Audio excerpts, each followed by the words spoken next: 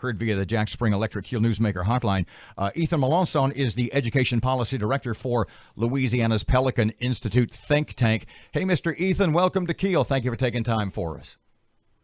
Thank you so much. Thanks for having me on. You guys did a survey about the qualities you want in the next superintendent of education. What have you found? What are people saying to you? So what we're finding across the state, specifically in rural and suburban areas, is that Louisiana wants to continue on the reform path that it's been. Over the past couple of years since 2012, we've had John White as our superintendent. We've made some significant strides in student outcomes and advancements in student achievement. And unfortunately, we still rank kind of at the bottom of national lists that rank out. But we are making small progress, and that's what the people of Louisiana need. They want to continue seeing progress in their schools. They want to continue having the option to choose where they can send their kids to school. Parents just want opportunity and choice when it comes to education of their children. Speaking of your organization, Pelican Institute, did what your group is looking for, the qualifications in a superintendent, did that sort of match up with the rest of Louisiana? It does. It does. We're seeing across the state that, like I've just mentioned, that parents just want their child's education to be in a school that best fits their needs. Everyone deserves a school that fits.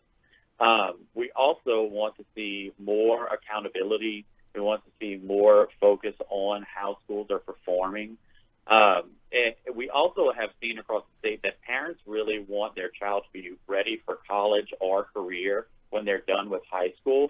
So it's really important that we have these career and technical education pathways, which is one of the things that we've listed for qualifications of superintendent, is to make sure that if a student wants to leave high school, that they are as well equipped as possible to be able to walk out of high school and go ahead into the workforce.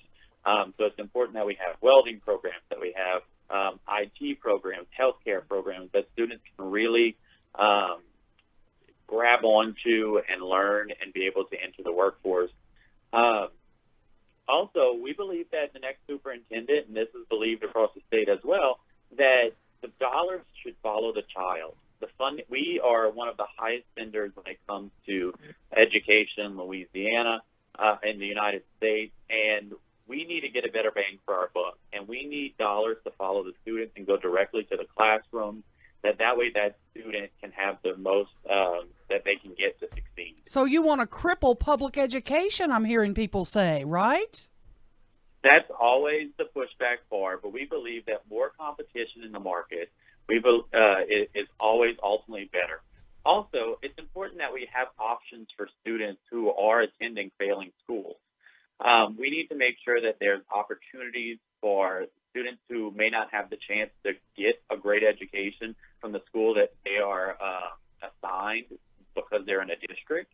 We need to make sure that there's options available for those students. We cannot continue on the same status quo path of continuing to give subpar education. Ethan, your organization, Pelican Institute, to its great credit, a conservative group. Were you surprised that, as you said earlier in our conversation, that your qualifications, what you look for in an education superintendent, matched up with what your survey showed? Are you surprised that so much of Louisiana seems to have these educationally conservative values like yours? Yeah, and when it comes to education reform, it's not even a conservative versus liberal ideological idea. What it is we have you have Democrats for education reform, you have the Republicans and the conservatives that also agree with this, because we all want to advance the same thing: student achievement. We want to make sure our students are prepared and are getting the best education.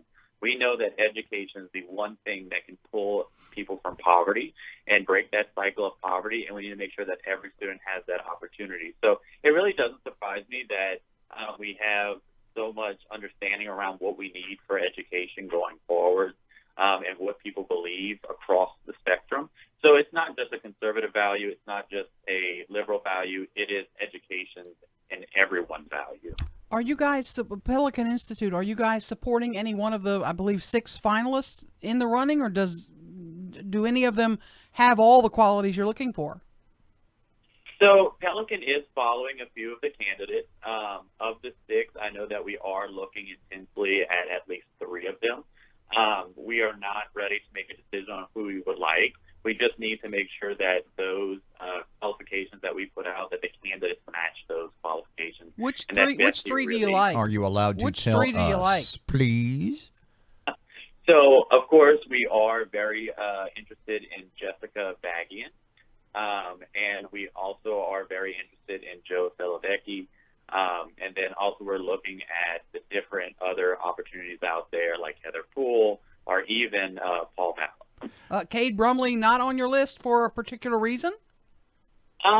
We have heard a few things in Cade's interview in regards to charter schools that kind of concerned us a little bit. We're, of course, open to talking to him more, and we have had interviews with some of the candidates. So we're happy to hear more from him and understand where he stands a little better on school choice. But for us, school choice and parent choice is the #1 issue for us.